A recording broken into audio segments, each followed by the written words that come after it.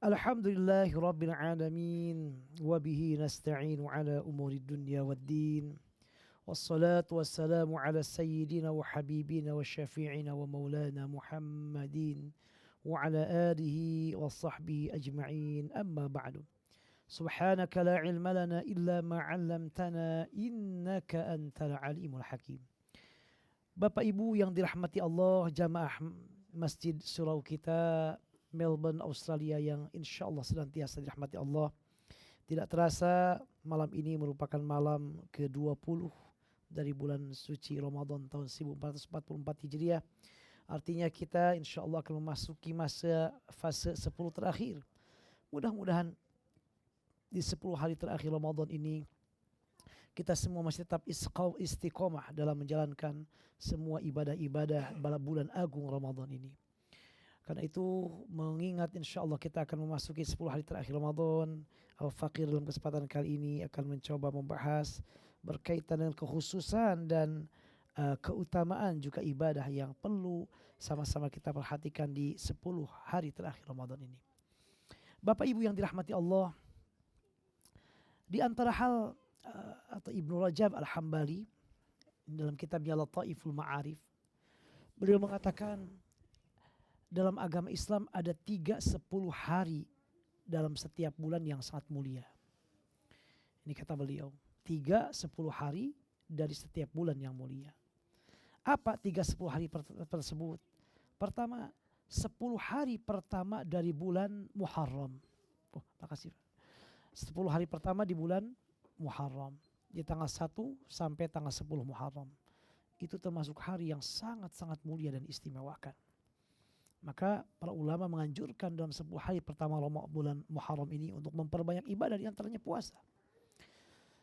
Bahkan Muharram termasuk di antara bulan haram, di mana 4 mazhab sepakat bahwa di antara puasa sunat yang dianjurkan adalah berpuasa pada bulan-bulan haram. Di antaranya Muharram. Dari 1 bulan Muharram kata para ulama yang paling baiknya adalah 10 hari pertamanya itu. Dan puncaknya tanggal 10. Tanggal 10 itu adalah puasa Asyura.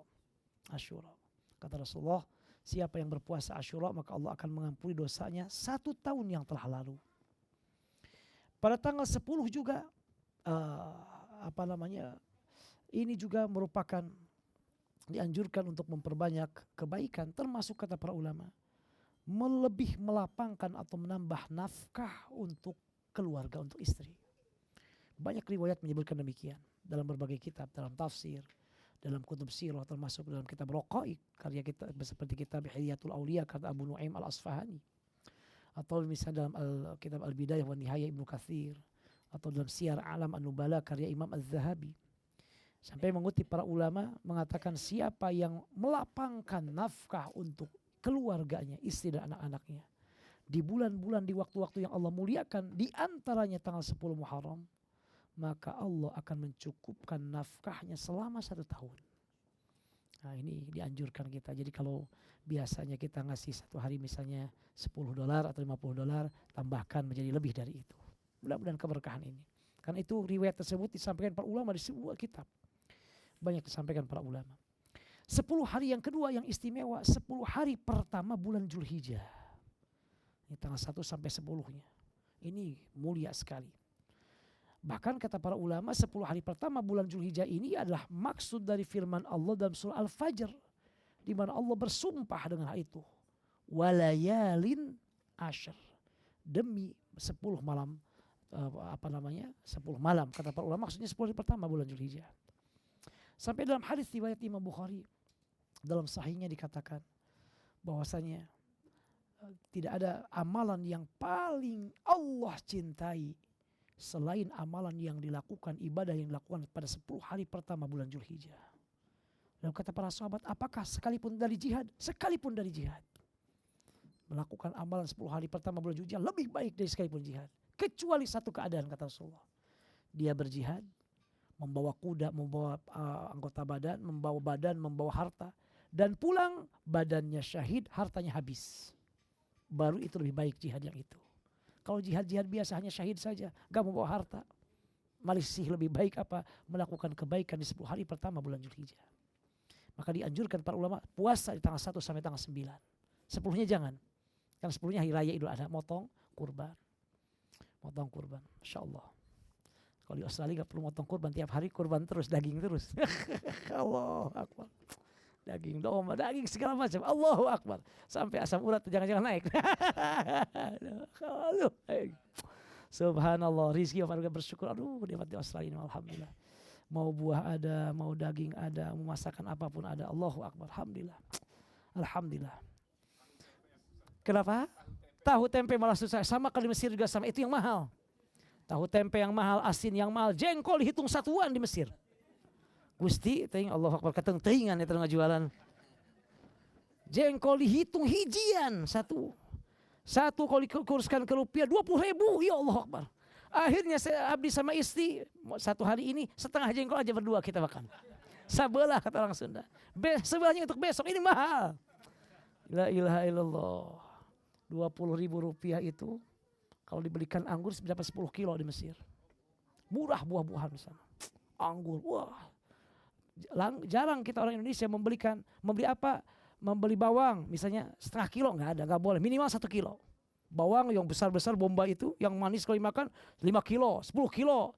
1 kilonya 2.000 rupiah. Jeruk kalau musimnya 1 kilonya 3.000 rupiah. Yang sunkist 4.000 rupiah. Yang biasa-biasa 2.000 rupiah. Yang agak busuk-busuk sedikit 1.000 rupiah. Wah, banjir semuanya, Masya Allah. Kita beli cabai jarang 1 kilo, 2 kilo. Oh, cabai yang besar itu yang digoreng itu manis tuh kayak di mukbang itu orang Cina. Wah, ternyata di Indonesia jarang itu dan mahal. Datang ke Indonesia setahun yang lalu, selesai dari Kairo, datang ke tukang sayur. Mau beli tomat, wah beli 1 kilo. Pasti berapa 1 kilo? 15.000. Wih, ini mahal 15.000. Gak jadi.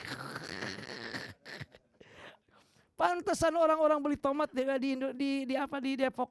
Kok 2, 3, ngapain 2, 3 tomat? Di Mesir kita 5 kilo, 4 kilo.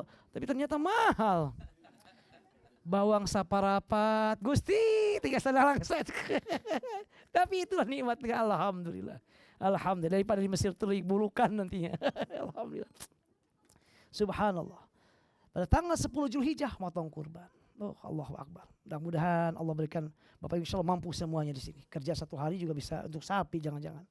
Barangan bertujuh. Alhamdulillah. Maka bagikan aja nanti Bapak oleh AMCV lebih paham nanti kemana kan disalurkannya. Indonesia masih banyak yang menunggu daging sapi 1 tahun sekali sampai detik ini. Alhamdulillah ala kulli hal. Alhamdulillah. Nah, 10 pertama, yang kedua 10 pertama bulan Zulhijjah. 10 hari pertama. 10-nya kita kurban.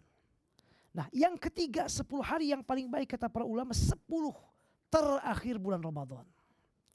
Kalau 10 pertama itu di pertama 1 sampai 10, 1 sampai 10. Untuk Ramadan paling akhir, yaitu 10 terakhir bulan Ramadan. Perbedaan yang kedua, kalau 10 pertama itu sebaiknya ibadah itu siang harinya, puasa siang hari, kurban siang hari. Untuk 10 Ramadan yang paling baik malam harinya.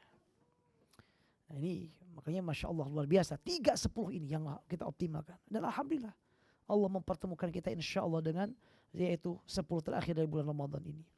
Apa yang Nabi Muhammad lakukan 10 hari terakhir? Hadis riwayat Imam Muslim dalam sahihnya. Diterima dari Sayyidah Aisyah. Kata Sayyidah Aisyah, kana Rasulullah SAW yajtahidu fil ashril awakhir ma la yajtahidu fi ghairihi. Nabi Muhammad SAW sangat bersungguh-sungguh dalam beribadah dalam 10 terakhir bulan Ramadan yang tidak beliau lakukan pada hari-hari lainnya di bulan Ramadan. Nabi Muhammad mendapatkan Ramadan sungguh-sungguh, menunggu dari Rajab, menunggu dari Sya'ban. Awal pertama Ramadan memberikan kabar gembira, disambut luar biasa. Datang Ramadan sungguh-sungguh. Namun pas 10 terakhir Ramadan lebih sungguh-sungguh lagi.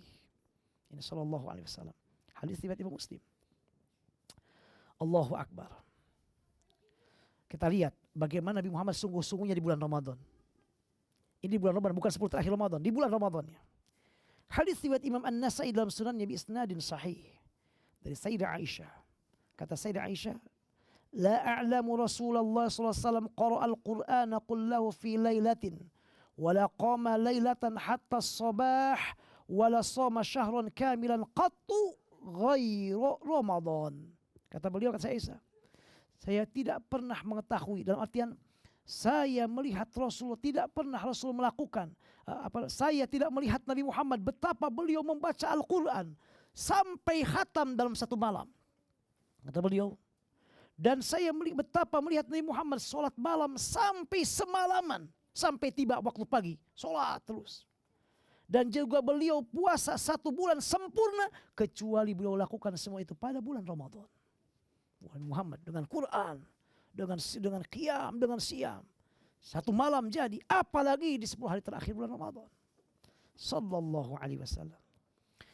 Kita lihat hadis yang lain, Nabi Muhammad SAW betapa sigapnya di 10 hari terakhir bulan Ramadan.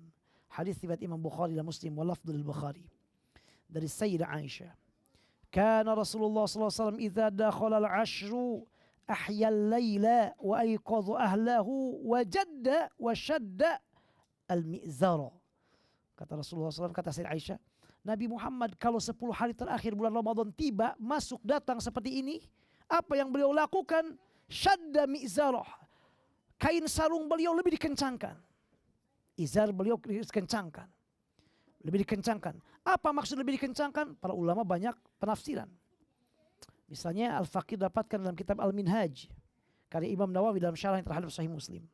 Kata Imam Nawawi, wa ma'na syaddil mi'zar faqila huwa al-ijtihadu fil ibadati ziyadatan ala adati sallallahu alaihi wasallam fi ghairihi. Maksudnya adalah mengencangkan tadi tali ikat ataupun sarungnya atau sallallahu alaihi wasallam, beliau lebih sungguh-sungguh lagi beribadahnya yang tidak beliau lakukan pada hari yang lainnya, melebihi kebiasaannya. Kemudian yang kedua, waqila, pendapat yang lain, kinayatan an i'tizalin nisa lil ishtighali bil ibadat. Beliau pas 10 hari terakhir ini, mohon maaf, agak menjauh dari istri, maksudnya tidak berhubungan badan dulu dengan istri. Kenapa? Sibuk beribadah. Jadi tidak dibalik. Ini 10 Ramadan terakhir mah misalnya enggak, agak menjauh. Jadi beliau saking sungguh-sungguhnya sampai tidak berhubungan dulu. Ya, ingin mengoptimalkan sallallahu alaihi wasallam. Allahumma shalli wa sallim wa barik ala sayyidina Muhammad. Ini sampaikan juga sama oleh Imam Imam At-Tibi. Imam At-Tibi punya kitab namanya Al-Kashif an Haqa'iq As-Sunan. Ini syarah beliau terhadap Sahih Muslim. Imam At-Tibi ini wafat tahun 743, perkataan beliau banyak dinukil oleh para ulama pensyarah hadis. Termasuk Al-Imam Nawawi dalam Al-Minhaj wa qala At-Tibi, Ibnu Hajar Al-Asqalani dalam Fathul Bari wa qala At-Tibi. Kitab yang sangat luar biasa, alhamdulillah.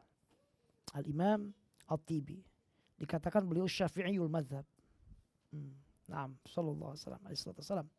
Baik, yang berikutnya ahya lailah, menghidupkan malamnya. Di sebagian malamnya beliau hidupkan. Maka para ulama mengatakan kalau 10 terakhir bulan Ramadan itu dianjurkan kalau memungkinkan mandi setelah maghribnya atau menjelang maghrib. Biar apa? Biar malamnya sigap, gesit untuk beribadah. Ya bagi yang gesit. Kadang kalau saya mandi nunutan. Allahu Akbar, mandi udah digosok-gosok, anger we. Tidurnya yang paling banyak. La ilaha illallah, Allahumma shalli ala sayyidina Muhammad. Allahu Akbar, sallallahu alaihi wasallam. Nabi Muhammad sallallahu alaihi wasallam apa? Ahya lailah, menghidupkan sebagian besar malamnya. Kalau lihat para ulama, jangan jauh-jauh, saya di Mesir lagi ya. Di Mesir ini kalau Ramadan ini beda sekali dengan bulan yang lainnya. Dibaca Quran semua, polisi di kereta jalan baca Quran, satpam di mana sedang duduk baca Quran. Kenek bis, karena di Mesir itu rajanya itu bukan supir tapi kenek. Kalau di Indonesia bosnya itu adalah supir, kenek disuruh. Kalau di Mesir supir jadi suruh oleh kenek. Keneknya duduk begini, ugroh, ya lo ugroh, gitu aja, simpan nih karcisnya. Supirnya, ya lo yashtoh, ya lo disorah, diperintah, yo cepat diperintah. Supirnya nurut aja. Di Indonesia, supir bosnya. Kenek disuruh manggulan beas. 2 kalung, 3 kalung. Ya Allahu Akbar. Ya. Itu sambil nunggu zabain boleh baca Quran. Ogroh sambil baca Quran. Supirnya berhenti nunggu apa? Nunggu penumpang. Baca Quran supirnya. Betapa budayanya. Makanya kangen sekali. Sedang gelantungan di metro. Baca Quran. Pemuda yang baca itu. Bukan aki-aki lagi, enggak. Para pemuda yang dia kedokteran segala macam, gigih luar biasa. Beda sekali bulan Ramadan. Masjid penuh. Apalagi malam 27. Wow. Subhanallah. Ada masjid namanya Amr bin As di daerah di Kairo, Fustat. Nah, ini kata para sejarawan, di antara kitab Al-Maqrizi dalam kitabnya Al-Mawaid wal I'tibar, juga Imam As-Suyuti dalam kitabnya Husnul Muhadarah, dia mengatakan masjid ini masjid yang pertama dibangun Afrika. Dan masjid ini arah kiblatnya ditentukan 80 malaikat, 80 para sahabat. Lebih dari 100 sahabat pernah sholat di sana. Bahkan Imam Syafi'i ketika ke Mesir, beliau mengambil pojok tertentu untuk membuat halaqah ilmu. Kalau ke Mesir Bapak Ibu bahagia, jangan ke piramidnya saja. Itu jadikan nomor ketiga, keempat. Kecuali Bapak Ibu ingin seperti sebagian saudara kita yang menyerap energi dari Fir'aun. Ya aneh, diserap energi, kudu bukannya, buku dah lagi Allahu Akbar, ayo astagfirullahaladzim. Orang Mesir kaget, ada apa gituan, menyerap energi Fir'aun. Ya Allah Gusti, energi itu bukan di sana, di Australia itu energi semuanya. Allahu Akbar. Nah, sholat di sana di Masjid Amr bin As. Tabarukan, nah. Baik, sallallahu alaihi wasallam. Jadi Rasulullah SAW menghidupkan sebagian besar malamnya, sallallahu alaihi wasallam. Qala al-Imam An-Nawawi dalam syarahnya ketika beliau menjelaskan ahya laila, qala wa qawluha ahya laila ay istaghraqahu bis-sahari fi sholati wa ghairiha.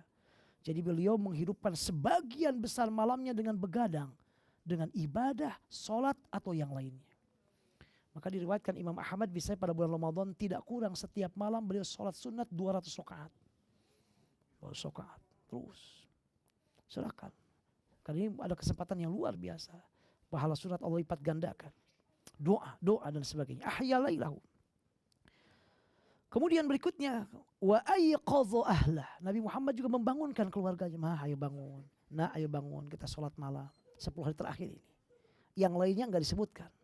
Tapi 10 terakhir ini sampai keluarga beliau pun diingatkan, ayo bangun ayo bangun istriku, ayo bangun anak-anak, ayo bangun misi malam ini. Saking pentingnya luar biasa 10 terakhir Ramadan. Makanya ini Al-Imam An-Nawawi ketika menjelaskan hadis tersebut beliau mengatakan, fa fi hadzal hadithi annahu yustahabu an yuzada min al-ibadati fil 'ashr al-awakhir min Ramadan wa istihbab ihya layali bil ibadat. Dianjurkan untuk memperbanyak, menambah ibadah pada 10 hari terakhir dari bulan Ramadan. Bahkan juga beliau mengatakan, nah ini saya Al-Faqih dapatkan karya Al-Qadhi Iyad dalam kitab namanya Ikmalul Mu'lim bi Fawaid Muslim, syarah Sahih Muslim.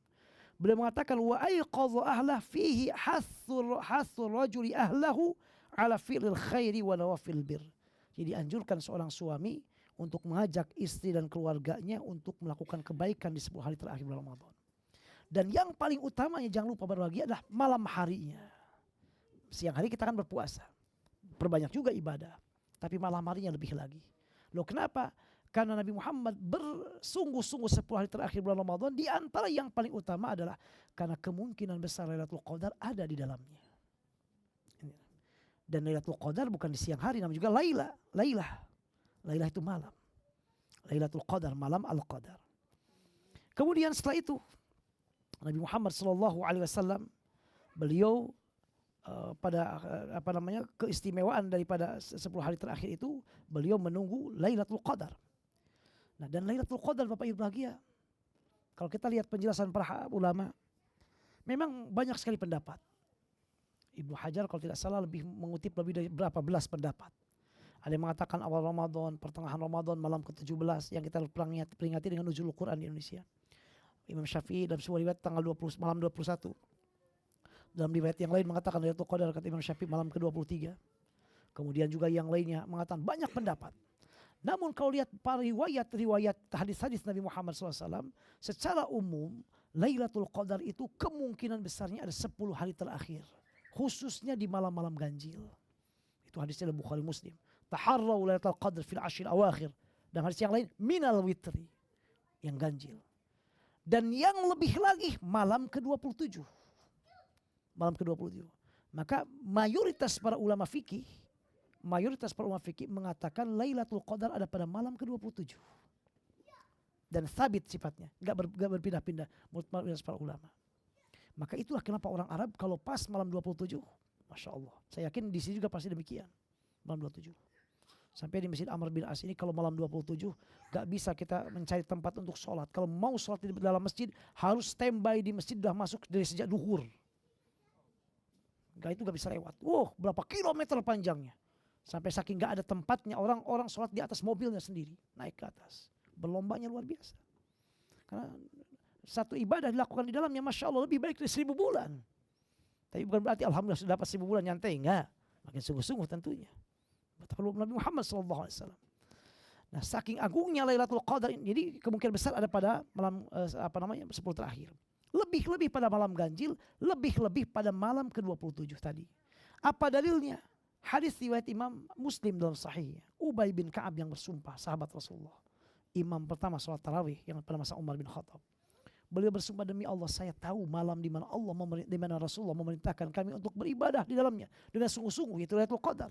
Malam apa? Malam ke-27. Kata beliau. Jadi itu pendapat para ulama.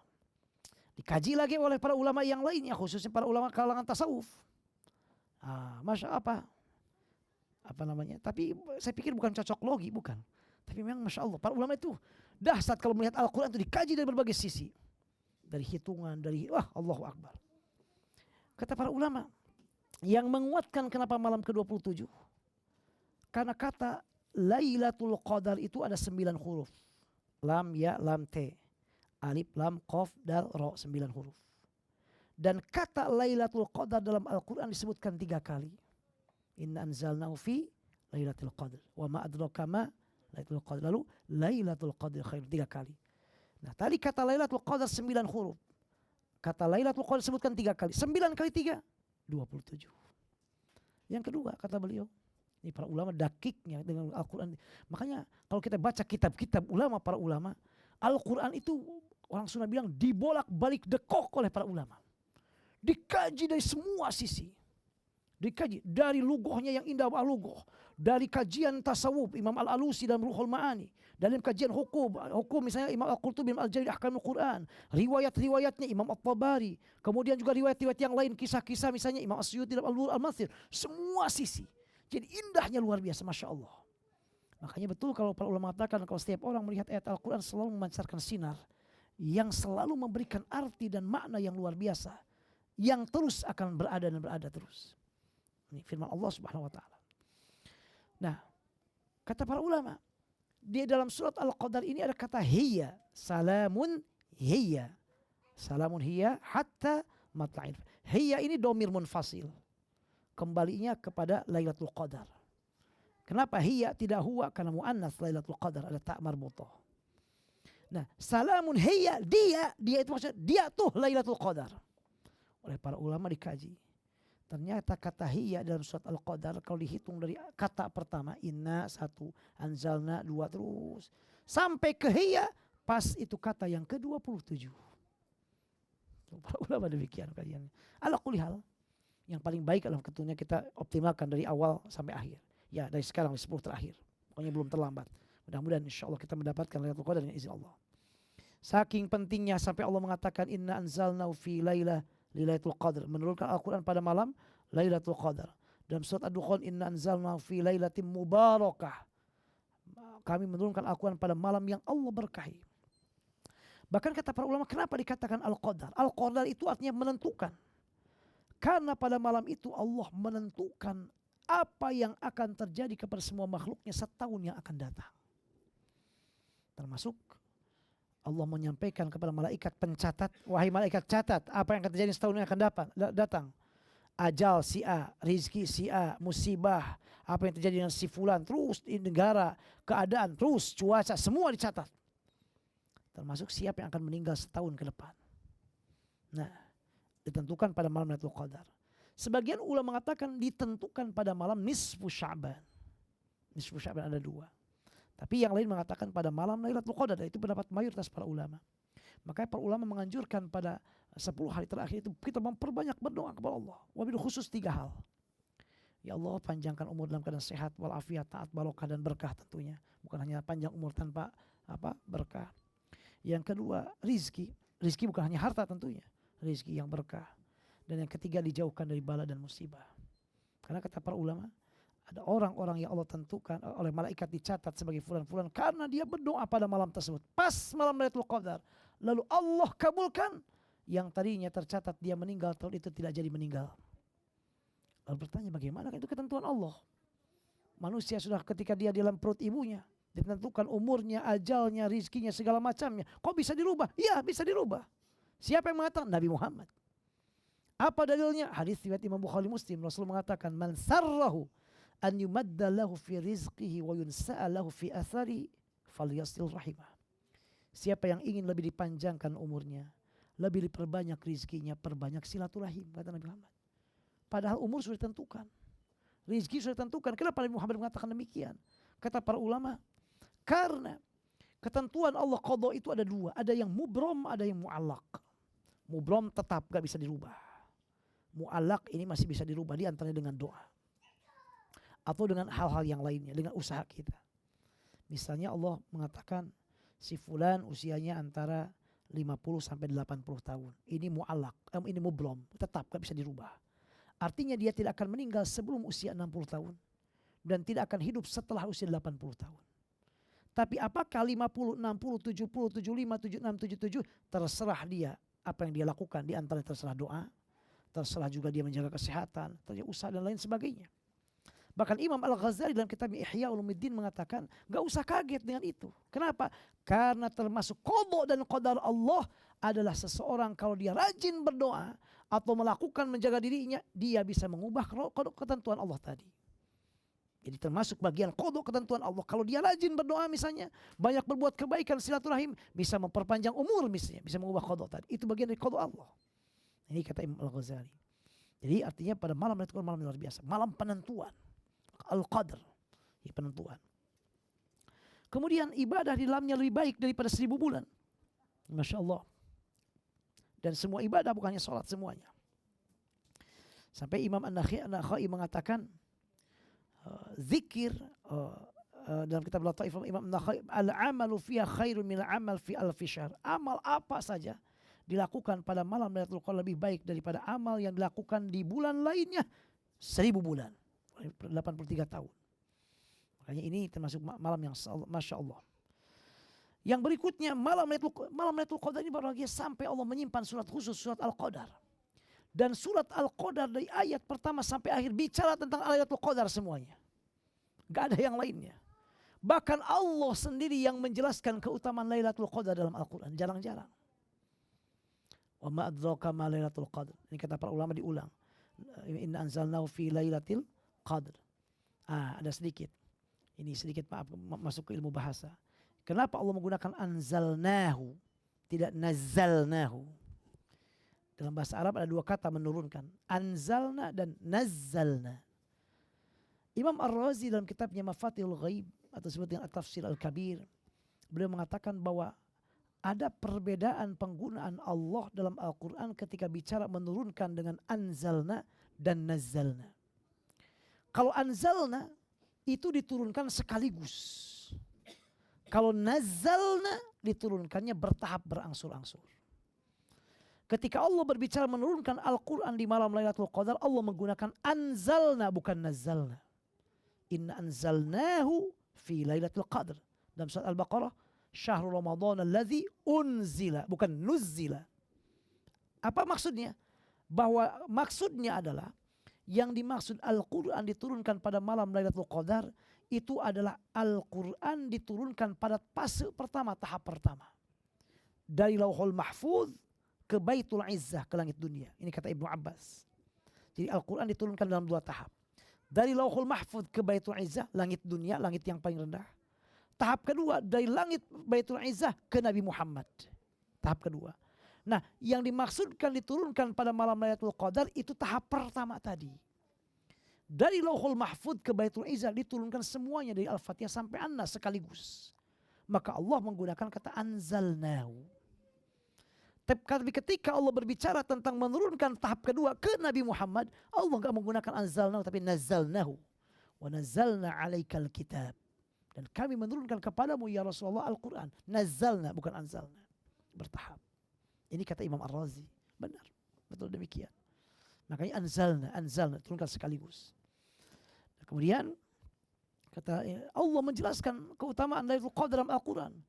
Langsung inna anzalnahu fi lailatul qadr wa ma adraka ma lailatul qadr. Kata para ulama ahli tafsir ketika Allah menggunakan wa ma adraka litanbih, mengingatkan utamanya. Hati-hati nih, perhatian. Seperti al-qari'ah, mal qari'ah, terus wa ma adraka mal qari'ah. Apa itu kiamat? Apa itu? Perhatian kiamat, perhatian. Sama dengan Al-Qadar, inna anzalnahu fi lailatul qadr wa ma adraka ma lailatul qadr. Agar kita memberikan perhatian yang penuh dengan masalah Lailatul Qadar ini. Lalu Allah yang berikutnya, jelas Allah menjelaskan, Lailatul Qadri khairun min alfi syahr, lebih baik dari 1000 bulan. Diberi jelaskan lagi berikutnya, tanazzalul malaikatu waruhu fiha biizni rabbihim min kulli amr. Malaikat turun pada malam itu, bahkan bukan hanya malaikat, waruh. Mayoritas para ulama ahli tafsir mengatakan ruh itu malaikat Jibril. Turun malam Lailatul Qadar. Kata Rasulullah dalam sebuah hadis, pada malam Lailatul Qadar malaikat turun. Saking banyaknya malaikat turun, jumlahnya lebih banyak daripada jumlah pasir. Dan malaikat kalau turun memberikan ketenangan, mengaminkan doa setiap orang yang berdoa. Maka dianjurkan memperbanyak doa. Malaikat turun pada malam Lailatul Qadar. Kemudian salamun hiya hatta matla'il fajr. Ayat pertama sampai terakhir Allah gak bicara yang lain tapi berbicara tentang Lailatul Qadar. Ada surat Al-Qadar. Agungnya malam ini. Bahkan Allah menggunakan wa ma adraka agar kita perhatian. Ini jangan main-main. Ini malam-malam luar biasa. Malam yang dinanti-nanti oleh Rasulullah. Malam yang dicari oleh Rasulullah. Malam yang sangat istimewa dan dimuliakan oleh Allah. Maka hati-hati nih. Pergunakan. Ayo sigap. Wa ma adraka. Itu kenapa fungsinya ma adraka. Baik. Kemudian dianjurkan memperbanyak berdoa. Di antaranya doa yang telah kita ketahui. Dalam hadis riwayat Imam At-Tirmidzi dengan sanad sahih dari Sayyidah Aisyah. Ya Rasulullah, ara'aita in alimtu ayya lailatin lailatul qadr ma aqulu fiha. Ya Rasulullah, kalau seandainya saya tahu malam itu malam Lailatul Qadar, apa doa yang sebaiknya aku baca? Kata Rasulullah, bacalah quli Allahumma innaka afuwun tuhibbul afwa fa'fu anni. Ya Allah, engkau maha pemaaf, mencintai pemaafan, maka ampunilah dosaku. Kenapa kita minta ya Allah maafkan aku, bukan ya Allah ampuni dosa saya, ighfirlannya? Kenapa Allah menggunakan kata, Rasul mengatakan fa'fu, maafkan. Bukan ighfir, ampuni dosa-dosa. Para ulama berbeda pendapat. Ada yang mengatakan kata wa'fu dan ighfir sama. Yang lain mengatakan beda. Apa dalil beda? Di akhir Al-Baqarah. Rabbana la tu'akhidna wa la tuhammilna ma la taqata lana bih. Wa'fu anna. Lalu waghfir lana. Disebutkan. Berarti beda. Warhamna. Rabbighfirli warhamni wajibuni warfa'ni warzuqni wahdini wa'afini wa'fu. Berarti beda. Kata Imam Al-Ghazali dalam kitab Ihya, maghfirah itu ampunan, maghfirah itu hanya ditutup dosanya. Ditutup. Dosanya apa? Tapi ditutup oleh Allah. Tapi ma'fu anna dihilangkan sama sekali. Kalau afu ini. Makanya Allah menggunakan, Rasul menggunakan ketika Lailatul Qadar, ya Allahumma innaka afuwun tuhibbul afwa fa'fu anna. Bukan faghfirli. Biar dosanya dihilangkan, tidak ditutup lagi. Ini kata Al-Imam Al-Ghazali. Nah itu. Kemudian yang berikutnya adalah i'tikaf. I'tikaf. Dalam mazhab Syafi'i i'tikaf boleh kapan saja. Bapak Ibu masuk ke masjid 1 menit, 2 menit niat, ya Allah saya niat i'tikaf. Jadi i'tikaf. Ya, nawaitu i'tikaf fi hadzal masjid ma dumtu fihi lillahi ta'ala. Jadi i'tikaf. Tapi para ulama sepakat bahwa i'tikaf yang paling baik 10 hari terakhir Ramadan. Bapak-bapak bekerja bagaimana enggak bisa i'tikaf, enggak apa-apa. I'tikaf di tempat kerja saja. Karena kerja itulah paling penting. Meskipun bukan i'tikaf dalam pengertian syar'i, karena i'tikaf harus di masjid. Wa antum aakifuna fil masajid dalam surat Al-Baqarah, di masjid. Kalau di luar masjid i'tikaf, tidak i'tikaf, tapi i'tikaf maknawi, hati kita i'tikaf. Karena bekerja juga ibadah. Jangan sampai terjadi demi i'tikaf dia tinggalkan, enggak mencari nafkah di Indonesia lagi. Di sini di Australia gak bekerja masih mending, mungkin ditambal oleh pemerintah. Atau mungkin ada hal yang lain, kita ada persiapan, pekerja yang lainnya bisa menutup. Di Indonesia sampai putra-putra anak-anaknya terbengkalai pada Ramadan lagi. Dan Ramadan di Indonesia pengeluaran lebih besar. Karena perlu baju baru. Belum opak gorengan semua rangginang. Dan banyak sekali kata Kang Haji tadi penipuan-penipuan bulan Ramadan. Kalengnya kongguan dibuka lagi nang. Kaleng-kaleng kan. Kaleng kue coklat yang warnanya kecoklat dibuka lagi nang lagi. Penipuan. Allahu Akbar. Nah, enggak apa yang sempat alhamdulillah, yang enggak yang bekerja tetap. Nah, ada malam misalnya alhamdulillah kan itikaf ini malam. Ya kali sebentar pulang, enggak mesti tidak keluar sama sekali. Yang sempat enggak keluar sama sekali alhamdulillah. Yang memang harus bekerja dalam masalah meskipun beberapa saat, kan itu termasuk bagian dari itikaf juga. Demikian barangkali karena khawatir kemalaman. Jazakumullah khairan katsiran. Bapak Ibu bahagia, jika yang perlu kita diskusikan mari kita diskusikan. Aqulu qouli hadza wa astaghfirullah li wa lakum. Wassalamualaikum warahmatullahi wabarakatuh. Waalaikumsalam warahmatullahi wabarakatuh. Jazakumullah Ustadz Aib. Insyaallah kita buka sesi tanya jawab, Bapak-bapak, Ibu-ibu, jika ada pertanyaan mungkin silakan Bang Nil.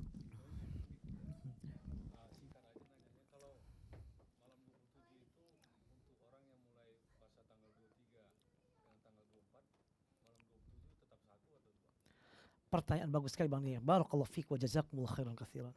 Termasuk dengan malam Lailatul Qadar ini. Apakah di Australia sama dengan di Amerika? Di Amerika sama dengan di Indonesia? Kata para ulama, bagi Allah hitungan waktu ini tidak seperti dengan ukuran kita. Artinya bahwa yang kita lakukan dengan puasa misalnya, saya puasa pada hari Kamis, alhamdulillah sekarang seragam. Maka malam 27-nya, malam 27 menurut yang kita lakukan puasanya mulai dari Kamis. Yang Rabu mulai dari Rabu. Hanya para ulama biasanya karena untuk kehati-hatian mereka menyiapkan sehari sebelumnya dan sehari sesudahnya. Sehingga khawatir jatuh sebelumnya atau sesudahnya. Jadi misalnya malam ke-27 kita optimalkan malam 26, malam 27, malam 28. Jadi bagi Allah hitungannya adalah bukan hitungan menurut kita tapi hitungan menurut Allah Subhanahu wa taala. Maka tidak menutup kemungkinan pada akhirnya kalau menurut hitungan kita malam Lailatul Qadar ada beberapa malam. Malam Rabu, di sana malam Kamis. Di sana siang, di kita malam. Nah, jadi tergantung keadaan. Yang jelas kita melakukan sesuai dengan tempat kita berada dan sesuai dengan hitungan kita berada. Karena bagi itu hitungannya adalah hitungan Allah Subhanahu wa taala. Wallahu a'lam bishawab. Ada pertanyaan lagi? Ibu-ibu mungkin ada pertanyaan atau mungkin dari saya Ustaz. Sangat gembira sekali melihat animo masyarakat muslim gitu mengisi 10 hari terakhir bulan Ramadan untuk mencari Lailatul Qadar. Tapi kita tidak menutup mata juga adanya kesalahan-kesalahan, misalnya berbuat maksiat di 10 hari terakhir misalnya. Apakah hal ini juga akan dilipat gandakan? Betul. Terima kasih, pertanyaan bagus sekali Bapak Bahagia. Para ulama dalam hal ini berbeda pendapat. Kalau kebaikan semua ulama sepakat Allah lipat gandakan. Di antara dalilnya hadis riwayat Ibnu Khuzaimah dalam sahihnya dari Salman Al-Farisi. Man tatawwa'a fi khaslatan min khisal khair kana kaman adda faridatan fi ma siwa. Wa man adda fihi faridatan kana kaman adda 70 faridatan fi ma siwa. Siapa yang melakukan ibadah sunat pada bulan Ramadan pahalanya seperti wajib pada bulan yang lain. Wajib maka lipatkan 70 kali pahala. Ini sepakat. Tapi untuk apakah kalau orang berbuat dosa di bulan-bulan mulia istimewa, bulan Ramadan, bulan-bulan Muharram, apakah lipat gandakan? Ada dua pendapat. Sebagian mengatakan tidak, karena enggak ada dalil yang sharih. Sebagian yang lain mengatakan iya. Di antara yang mengatakan iya, mengambil pendapat Ibnu Abbas. Ketika para ahli tafsir menafsirkan firman Allah dalam surat At-Taubah ayat 36. Inna iddatash syuhuri indallahi 12 syahran fi kitabillahi yauma khalaqas samawati wal arda minha arba'atun hurum. Kemudian dalam ayat tersebut Allah berfirman, "Fala tazlimu fihinna anfusakum." Jangan kalian berbuat zalim fihinna dalam 4 bulan haram tersebut. Anfusakum. Kata Ibnu Abbas, dengan Allah menekankan bahwa jangan berbuat zalim di 4 bulan haram ini menunjukkan bahwa perbuatan dosa dilakukan pada bulan haram. Bulan-bulan haram yang 4 tadi dosanya lebih besar. Maka dikiaskan hari-hari yang lain, dikiaskan waktu-waktu mulia yang lain ke bulan-bulan haram ini. Maka dalam mazhab Syafi'i, pembunuhan al-qatul khata, pembunuhan tidak sengaja karena salah, itu kafaratnya kafarat ringan. Kafarat ringan bagaimana? Gak kontan, dicicil sampai 3 tahun. Kemudian dibayarkan oleh keluarganya di pihak laki-laki, pihak asobah. Nah, Kecuali kalau dia melakukan pembunuhan sengaja. Pembunuhan sengaja itu lagi ya, saya lempar batu dari atas, misalnya dari jurang, gak niat membunuh, gak niat apa-apa, lempar batu aja, set ke bawah. Kita anggap gak ada siapa-siapa, ya lempar batu ke bawah. Ternyata ada pas lempar batu ada yang ngagok, wah, dilihat nenek ngejungkel, nenek ngejungkel dengan batu, meninggal. Nah ini namanya pembunuhan karena sengaja, apa? Kesalahan. Kita gak bermaksud untuk membunuh. Melempar batu, gak tahu kalau nenek kenapa di sana ini ya tuh lain bukannya berangkat, kena ke nenek itu meninggal sengaja, apa nama, salah, ringan diatnya pembayarannya, bayar 3 tahun, untanya 100 ekor unta dibagi 5, kalau diat mughaladzah dibagi 3. Nah dalam mazhab Syafi'i kecuali diat yang ringan itu menjadi berat kalau dilakukan di tempat haram, tanah haram, dilakukan pada waktu-waktu yang Allah muliakan, di antaranya pada bulan haram. Berarti dengan demikian kejahatan yang dilakukan pada bulan-bulan haram, bulan-bulan waktu-waktu yang mulia dilipat gandakan menurut mazhab Syafi'i dan juga yang lainnya. Nah demikian. Tapi mudah-mudahan kita ambil aja yang ini dilipat gandakan biar bisa hati-hati kita. Wallahu a'lam bishawab. Silakan.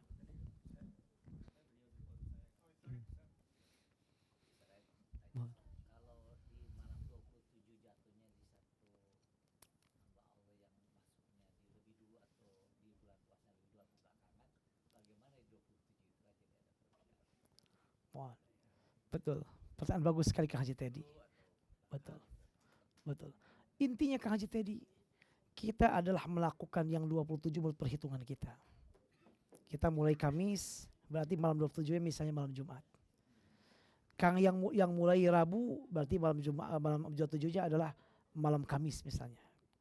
Adapun perhitungan persisnya Allah yang mengetahui. Karena kata para ulama, Allah tidak terlingkup dengan waktu demikian. Bagi Allah 2, 3, menurut kita bagi Allah 1. Jadi tidak menutup kemungkinan, menurut kita malam 27 beragam. Ada malam Jumat, ada malam Kamis. Tapi menurut Allah itu ada dianggapnya 1. Karena Allah tidak terlingkup dengan waktu dan ruang dan sebagainya. Ala kulli hal, kata para ulama, kita konsen dengan perhitungan malam ke-27 menurut kita memulai. Tapi alangkah lebih baiknya kalau kita juga menyiapkan sehari sebelumnya dan sehari sesudahnya, sehingga kita lebih sungguh-sungguh malam ke-26, ke-27, ke-28. Khawatir jatuhnya malam ke-26, khawatir jatuhnya malam ke-28. Tiga ini kalau para ulama menghadapi demikian. Wallahu a'lam bishawab. Afwan. Waalaikumsalam warahmatullahi wabarakatuh. Betul. Betul. Betul.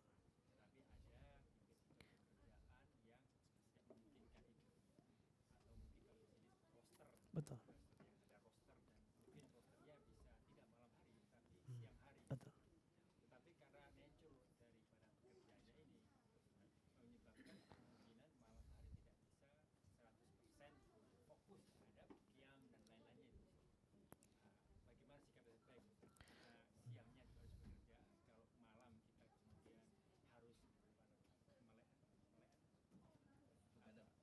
Begadang. Betul.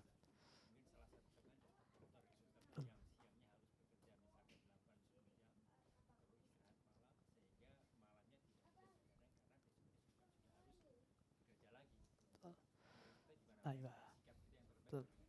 Ini pertanyaan bagus sekali calon yang berbahagia. Barakallahu fiik. Pertama adalah kita minimal usahakan kalau memungkinkan sholat isya berjamaah dan tarawih udah. Lalu niat untuk mengisi malam ini dengan kebaikan, niat menyambut Lailatul Qadar. Niat kita dengan sungguh-sungguh. Kemudian istirahat. Insya Allah kalau malam Lailatul Qadar itu ada, kita mendapatkan Lailatul Qadar. Meskipun tentu tidak seperti orang yang semalaman dia. Karena kata para ulama Lailatul Qadar itu ada sejak malam sampai sebelum maghrib. Salamun hiya hatta matla'il fajr. Jadi bukan hanya sesaat. Menurut sebagian besar ulama. Jadi kalau kita malam itu kemudian mengisikan, insya Allah dapat. Hanya tidak kualitas dan kuantitasnya saja. Nah hanya bagi orang yang uzur seperti Cak Lugas sampaikan, kata para ulama, uzur itu dianggap melakukan. Dengan catatan kita biasa melakukan. Kita biasa malamnya mengisi dengan kebijakan ibadah. Tiba-tiba suatu saat harus pergi untuk bekerja sehingga malam itu kosong. Maka malam yang kosong dihitung kita melakukan seperti sebelum-sebelumnya. Makanya kata para ulama, wanita yang haid, yang biasa baca Quran, datang haid, gak usah khawatir. Selama dia haidnya dihitung mendapatkan pahala membaca Quran. Kenapa? Karena dia biasa baca Quran. Kecuali gak pernah baca Quran. Maka setelah haidnya dihitung tidak baca Quran juga. Nah makanya itulah kenapa untungnya kita mudawamah dalam kebaikan. Kalau kita ada uzur tidak sempat melakukan kebaikan itu, maka dihitung kita mendapatkan pahala melakukan kebaikan tanpa berkurang sedikit pun. Ini kata para ulama. Maka termasuk kita. Kita giat alhamdulillah misalnya malam mengisi. Tiba-tiba harus berangkat bekerja. Malamnya tidak bisa misalnya. Enggak apa-apa. Karena bekerja juga ada bagian ibadah. Dan selama kita di awalnya terus sungguh-sungguh. Insya Allah kita tidak melakukannya di malam ini. Jika itu jatah malam Qadar, tetap kita dihitung yang melakukan tarawih yang lainnya seperti yang kita biasa kita lakukan sebelumnya. Demikian cerdas. Wallahu a'lam bishawab. Baik, masih ada pertanyaan? Silakan Pak Presiden.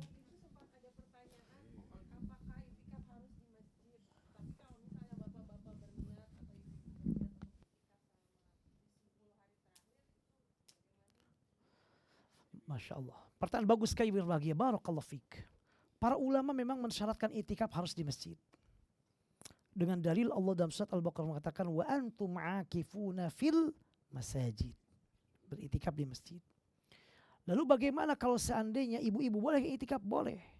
Rasulullah SAW dalam sebuah hadis riwayat Imam Muslim mengatakan bahwa setelah Nabi Muhammad wafat, istri-istri Nabi Muhammad kemudian melakukan itikaf. Dan para ulama mengatakan boleh perempuan, istri, wanita melakukan itikaf dengan catatan aman, terjaga fitnah. Dan yang kedua, kalau ada suami, ada izin dari suami. Kalau nggak ada izin dari suami nggak usah itikaf, karena melayani suami lebih penting. Itikaf adalah hukumnya sunat. Dan Lailatul Qadar nggak hanya di masjid, dimanapun ada. Saya sedang bekerja, bapak sedang bekerja di kantor, malam Ramadan, malam 21 ibadah terus doa. Pas itu dapat kita Lailatul Qadar sekalipun sedang beribadah, sedang di kantor. Jadi Lailatul Qadar tidak hanya di masjid ini itu adalah membentuk lingkungan yang umumnya kalau di masjid kita ibadah sungguh-sungguh, kita baca Al-Quran, sholat bareng-bareng. Kalau di masjidnya sore wae juga sama juga, tidur aja, bangun pas maghrib tidur, habis isya tidur, ketemu subuh. Niatnya bagus, alhamdulillah, ada niatnya. Jadi Pak Rogil, kenapa ngorok lagi? Ya. Jadi ibu yang bahagia itikaf boleh untuk perempuan tapi dengan catatan aman, terjaga dari fitnah dan yang lainnya, plus ada izin dari suami. Ya, kalau nggak ada izin tidak boleh. Udah.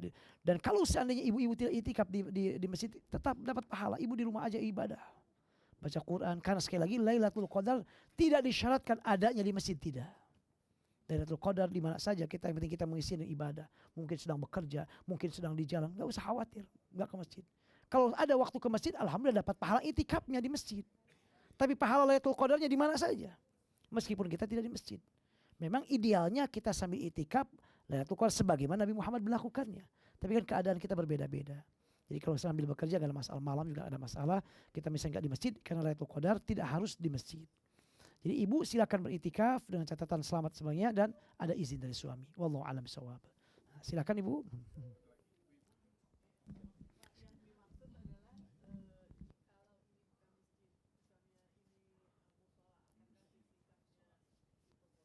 Pertanyaan bagus sekali ibu. Para ulama berbeda pendapat tentang detailnya masjid yang boleh dijadikan itikaf. Sebagian mengatakan masjid yang boleh dijadikan itikaf adalah masjid yang dipakai Jumatan. Sebagian yang lain mengatakan masjid yang dipakai sholat 5 waktu berjamaah. Udah ambil aja yang kedua tadi. Di sini kan dipakai untuk berjamaah. Udah itikaf di sini. Kenapa Pak? Oh Jumatan juga. Oh apalagi. Udah Bu di sini Ibu. Ada Jumatan, ada sholat berjamaah, udah Baitul Ma'mur di sini. Iya Ibu? Kenapa Ibu? Maaf. Oh, nah jadi silakan Ibu. Jadi usahakan cari masjid yang seperti ini di Westol ini. Jadi pasti panitia udah sigap dalam hal ini. Namun untuk ibu-ibu sekali lagi kalau masih ada suami, jangan lupa ada izin dari suami. Kalau suami gak mengizinkan gak usah berantem, layani aja suami. Karena itu kewajiban. Sementara itikaf adalah sunnat. Wallahu a'lam bishawab. Silakan Pak.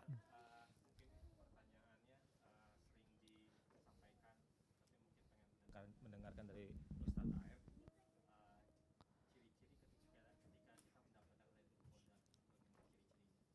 Betul. Hadis dari Ubay bin Ka'ab dari dalam Sahih Bukhari Muslim kalau tidak salah, bahwa di antaranya sebagai kita ketahui pas matahari malamnya tenang, Adam kemudian pas matahari terbit, la syu'a'a lahu, tidak memancarkan sinarnya, tidak panas, ada meredup nyaman. Nah ini dalam hadisnya. Para ulama kemudian ketika menjelaskan itu banyak penjelasan karena itu sifatnya mujarobat, pengalaman-pengalaman. Ada yang mengatakan tenang, damai. Yang kedua cirinya orang-orang soleh mimpi. Malam itu malam Lailatul Qadar misalnya, lalu mimpi. Kemudian yang lain mengatakan malamnya lain dari yang lain. Bahkan kata para ulama kalau kita biasa mencari itu, kita akan bisa membedakan malam ini lain dari malam yang biasanya. Lebih tenang, lebih adem. Karena ketika malam datang, maka ketika malam Lailatul Qadar, malaikat turun ke bumi dalam jumlah banyak. Maka alamnya tenang. Maka disebut salamun, kedamaian, ketenangan. Malamnya tenang, damai. Bahkan dikatakan tidak ada suara-suara misalnya anjing. Lihat pohon seolah menunduk, seolah bukan nunduk, seolah sujud. Jadi hal-hal yang alam demikian. Tapi kalau dalam hadisnya, yaitu pas muncul nanti pas pagi hari, mataharinya ada tapi tidak sampai panas. Nah, tidak ada sampai panas. Ada sinar matahari enak dipandangnya, udaranya segar dan tenang dan damai. Nah, adapun yang lainnya adalah pengalaman-pengalaman para ulama. Namun yang jelas patokan kita tetap sebelum selesai Ramadan, tetap kita sungguh-sungguh beribadah. Sekalipun malam ke-30. Nah terkadang, rasanya tadi malam Lailatul Qadar tadi iya benar-benar. Udah akhirnya setelah merasa malam Lailatul Qadar tadi malam, berikutnya jadi kendor. Nah khawatir. Ternyata bukan itu, malah besoknya. Sayang juga. Jadi itu kalau malam tanda-tandanya yang disampaikan dalam hadis Ubay bin Ka'ab demikian. Nah kemudian ada pengalaman-pengalaman para ulama tadi mimpi, kemudian tenang, damai. Yang jelas malam itu adalah damai, tenang, nyaman, suara-suara kayak anjing tidak menggonggong kata para ulama, dengan dalil Allah mengatakan dalam surat Al-Qadar salamun hiya hatta matla'il fajr, damai tenang sampai menjelang terbit fajar. Wallahu a'lam bishawab. Betul. Betul. Nah, para ulama mengatakan asarnya atau pengaruh untuk seorang berkait, maka lebih baik ibadahnya. Lebih dekat dengan Allah, lebih semangat lagi, lebih gegap gempita lagi. Giroh untuk ini lebih kuat, giroh ke masjidnya lebih banyak, giroh untuk nolong orang yang lebih dekat dengan Allah. Jadi ada penambahan keimanan ketika seorang mendapatkan Lailatul Qadar tersebut. Nah, demikian wallahu a'lam bishawab.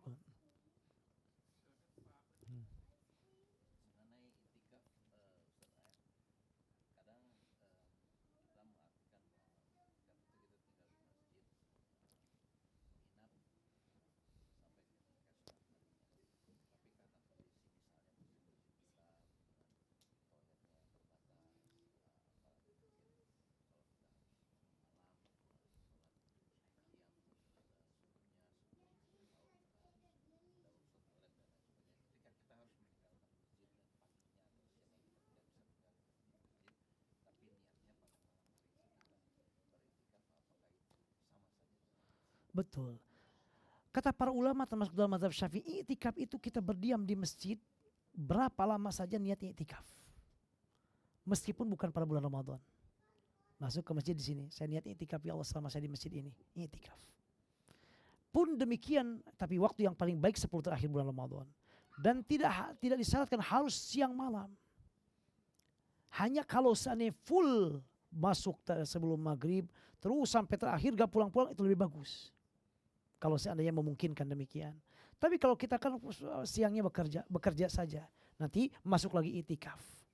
Jadi i'tikaf itu tidak harus bahwa tidak putus, jangan putus nanti batal i'tikafnya, enggak. Kita ambil yang mazhab Syafi'i saja.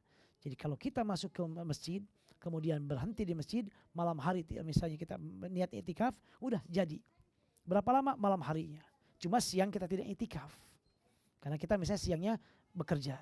Justru ketika kita bekerja, pahala lebih besar, bekerja wajib. I'tikaf siang hari ada sunat. Kecuali kalau memang dia tidak bekerja, paling bagus dia i'tikaf juga siang harinya. Jadi artinya sekali lagi, bahwa i'tikaf itu tidak keluar-keluar. Boleh kita i'tikaf cuma 1 jam. Cuma 2 jam. Saya datang ke masjid misalnya, dari jam 8 aja sampai jam 12, tidurnya di rumah aja. Misalnya kenapa mau nemani istri, macam-macam misalnya mau baca Quran bareng-bareng sama istri segala. Nah udah sampai jam 12 udah pulang. Udah dapat itikaf. Dapat itikaf. Kemudian nanti di rumah misalnya kita memperbanyak yang lainnya. Pas Lailatul Qadar dapat. Hanya kalau kita itikaf di masjid, kemudian pas datang Lailatul Qadar, kita dapat pahala, itikafnya juga kan ibadah. Berarti itikaf pada malam itu lebih baik daripada 1000 bulan itikaf di yang lainnya. Nah cuma kalau kita tidak itikaf, gak dapat itikafnya karena kita di luar masjid. Tapi kita kalau kita niatkan ibadah dan berdoa tetap dapat juga. Lebih baik dari 1000 bulan. Nah, jadi sekali lagi itikaf tidak harus kemudian tidak keluar. Apalagi mungkin tidak masalah juga kalau melihat misalnya tidak aman, tidak nyaman, dibatasi oleh masjidnya tidak masalah. Itikaf hanya menerima misalnya malam ini saja misalnya kalau belum memungkinkan semuanya. Kalau ternyata kalau ada itikaf itu menjadi kacau beliau, wah hancur semua segala macam misalnya, atau hal yang kurang nyaman, panitia membuat gak ada masalah juga. Nah, meskipun yang paling baik ya seperti yang Bapak Ibu yang dilakukan di register dulu, di kapasitasnya sampai mana sehingga memungkinkan tidaknya. Nah itu Masya Allah luar biasa. Jadi sekali lagi tidak harus sehari semalam di masjid terus, terserah Bapak Ibu kalau bekerja aja dulu, nanti malam datang lagi. Kemudian enggak sampai malam, udah sampai jam berapa enggak apa-apa. Niat itikaf, baca Quran semuanya, pulang ke masjid, ke rumah, enggak ada masalah. Yang paling baik memang kalau dia tetap di dalam masjid tersebut, itu paling baik dari segi iktikafnya. Bukan dari segi mendapatkan Lailatul Qadarnya. Kalau Lailatul Qadar bisa di sini, bisa di rumah, bisa di masjid, bisa di mana-mana saja. Wallahu a'lam bishawab.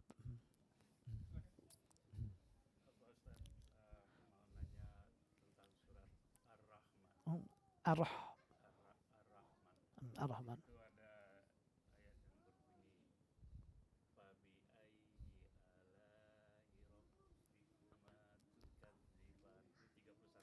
Betul sekali. Dan di situ diartikan nikmat Tuhan mana lagi dustakan. Kenapa harus pakai dusta? Kenapa nggak bilang bohong, ingkar atau apalah? Kenapa harus dusta? Betul sekali. Masya Allah, pertanyaan bagus sekali dahir yang berbahagia. Fabi ayyi ala'i rabbikuma tukadziban. Tukadziban ini domirnya adalah musanna. Tukadziban, kalian berdua. Fabi ayyi ala'i rabbikuma, kalian berdua. Kalau satu rabbika atau rabbiki. Rabbikuma. Kenapa pertama rabbikuma atau tukadziban dua orang? Karena ini khitabnya kepada jin dan manusia. Nikmat yang mana wahai kalian jin dan manusia yang kalian dustakan? Sebenarnya diterjemahkan dengan dibohongkan juga tidak ada masalah karena kadzdzaba yukadzibu takdziban, berbohong. Berbohong, berdusta. Cuma kalau terjemahkan berbohong kurang pas bahasa Indonesia. Nikmat mana lagi yang kalian berdua bohongkan, kurang enak. Tapi kalau dustakan bisa. Dari bahasa Arab kadzdzaba yukadzibu takdziban atau kadzdzaba yakdzibu artinya berbohong. Rasul mengatakan misalnya ayatul munafiki tsalas. Ciri orang munafik ada 3. Idza hadatsa kadzaba. Kalau dia bicara dia bohong. Tapi di sini enggak dikatakan dia dusta. Jadi secara penerjemahan dusta ini lebih pas untuk mengartikan kata yang tadi daripada bohong. Meskipun kadzaba ini bisa artinya bohong, bisa artinya dusta. Nah, lebih pas. Kemudian yang kedua diartikan didustakan maksudnya Allah itu sudah banyak memberikan nikmat kepada kamu semuanya. Tapi kamu enggak mensyukuri itu maksudnya. Nikmat yang mana saja yang kalian bohongkan itu bukan dari Allah, semua dari Allah. Lalu kenapa kalian enggak bersyukur? Makanya dalam Ar-Rahman itu dirinci terus. Bahkan dalam surat Ar-Rahman ini berkaitan dengan siksanya sedikit tentang surga semuanya. Tentang nerakanya cuma yu'raful mujrimuna bisimahum fayukhadhu bin nawasi wal aqdam.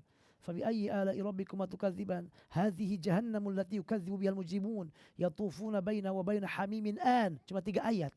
Sisanya surga. Waliman khafa maqama rabbih jannatan zawata afnan fihi ma'ainani, terus wa min dunihima jannatan, terus surga semuanya. Kan ini bicara tentang nikmat.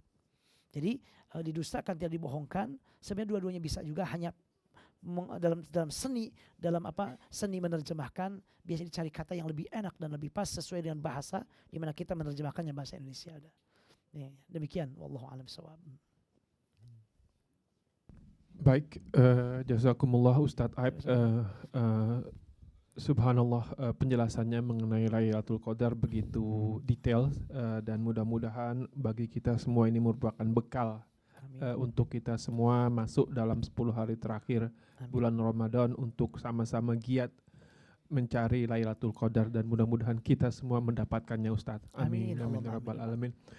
Sebelum kita tutup ada 2 pesan dari panitia. Yang pertama akan ada penyerahan dari Pak Takmir semacam bingkisan Ustadz untuk Ustadz Aib. Yang akan diberikan oleh sesepuh SK Bang Nil.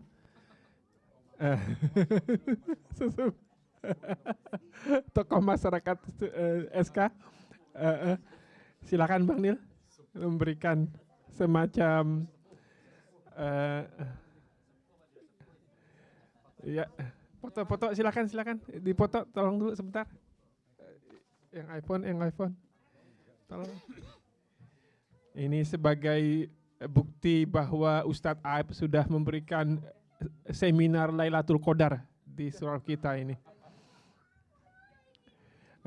Kemudian berikutnya ada bingkisan sedikit dari Pak Takmir untuk Ustadz Aib. Ya. Ini bingkisan dari Pak Takmir untuk Ustadz Aib. Ya, ambil foto lagi. Jazakumullah Ustadz Aib ini sudah sudi berkunjung ke surau kita pada malam hari ini. Sebelum kita tutup, foto bersama. Ya, foto bersama dengan Ustadz Aib. Kita tutup dengan doa kafaratul majlis. Subhanakallahumma wa bihamdika. Nashhadu an la ilaha illa anta nastaghfiruka wa natubu ilaih.